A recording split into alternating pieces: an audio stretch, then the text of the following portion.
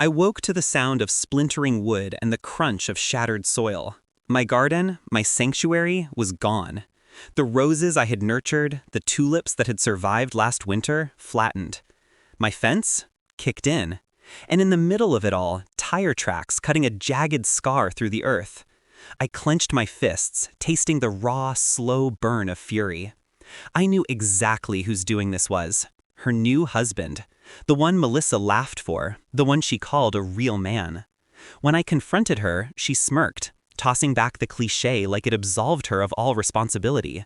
Men will be men. Men will destroy what's mine. And she had the nerve to laugh. I remembered the days before it all went sour.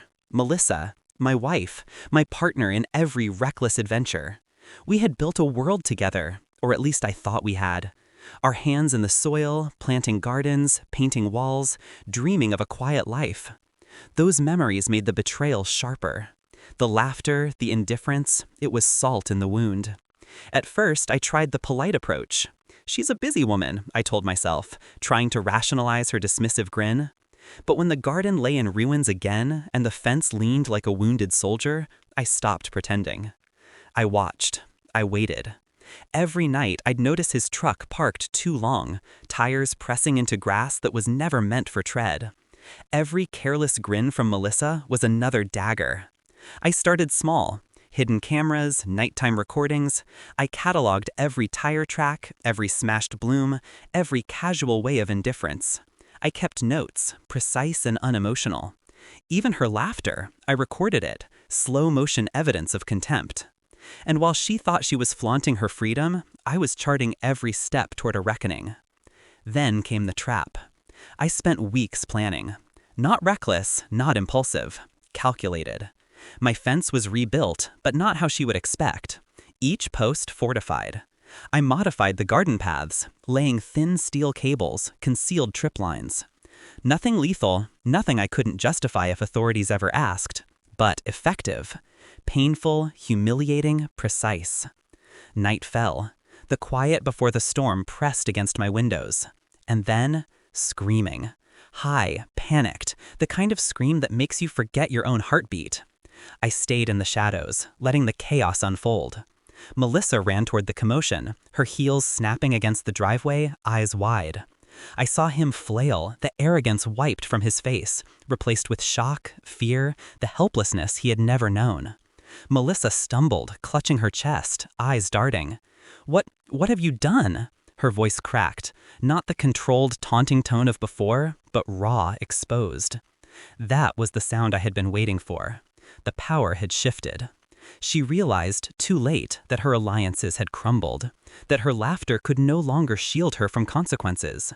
I stepped from the shadows, calm, unmoved. "You wanted a real man. You got one who knows his limits," I said softly. The words cut, and I could see them sink in. The arrogance, the carelessness, the dismissive amusement, it was all gone. In its place, uncertainty, fear, a silent acknowledgement that I had played my hand perfectly. He tried to explain, stammering, pleading, reaching for excuses that no longer mattered. Melissa's face twisted, not in anger, but in disbelief. The realization of her misjudgment hit her like ice. I let her stare, let her feel every second of exposure, of power slipping through her fingers. This wasn't about revenge as a spectacle. It was a masterclass in control. The aftermath was quiet.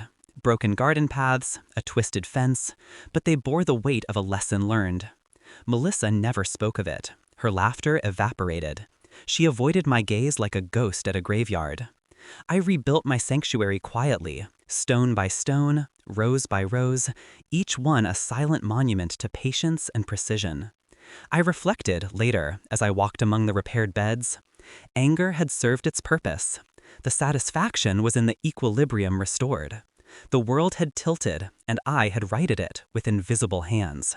No cops, no chaos, just a perfect, subtle correction of the balance they had disrupted. I had been betrayed, yes, but betrayal is a tool if you know how to wield it. Pain can sharpen intellect. Indifference can become a weapon. And sometimes revenge doesn't roar, It whispers, unfolds, and leaves the guilty staring at the ruins of their arrogance. Melissa filed for divorce. She couldn't hide behind laughter anymore. And in the quiet of my garden, I felt the cold, steady rush of empowerment. I had risen, measured and unshaken, while they had stumbled, exposed. There was no malice left in me, only a quiet, enduring satisfaction that comes from knowing you were patient enough, precise enough, and ruthless enough to win without being seen. The flowers bloomed again, stronger. The fence stood tall. And I knew, true strength lies in silent mastery, in letting the world reveal its own truth.